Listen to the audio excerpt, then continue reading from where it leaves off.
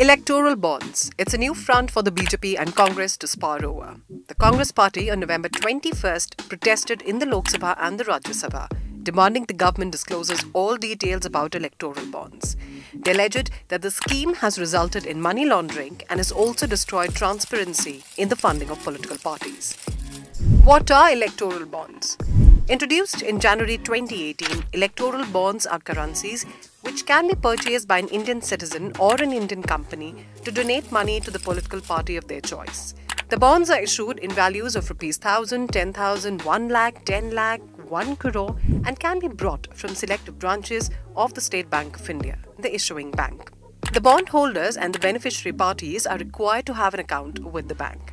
The donor who buys the bonds will pay the money into his SBI account. The money is then transferred to the beneficiary party's account as indicated by the donor within 15 days of its issue.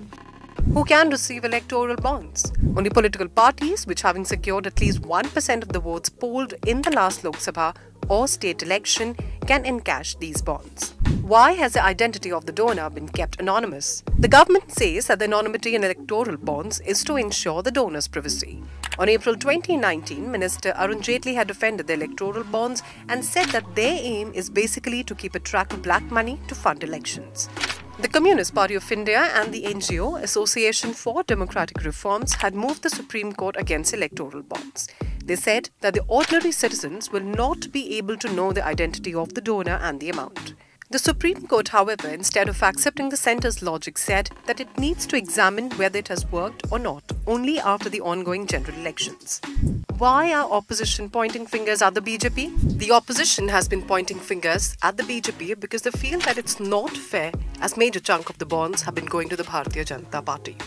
In 2017-18, 95% of the electoral bonds went into the BJP's kitty.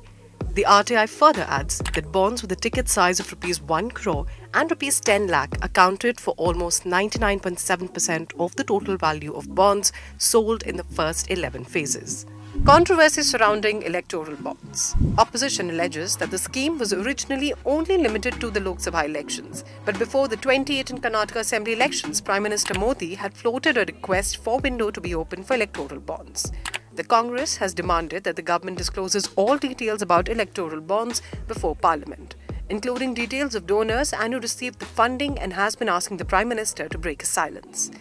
Congress leader Manish Tiwari also said that RTI replies have revealed that the government had overruled the objections made by the Reserve Bank of India to introduce electoral bonds. RBI's objections on electoral bonds. As per RTI, the RBI had said the electoral bonds would set a bad precedent by encouraging money laundering and undermining faith in Indian banknotes.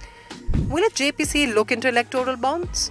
People opposing the electoral bonds allege that because the identity of the donor will remain anonymous, it could possibly lead to an influx of black money, and the scheme can help big corporate houses donate money without their identity being revealed.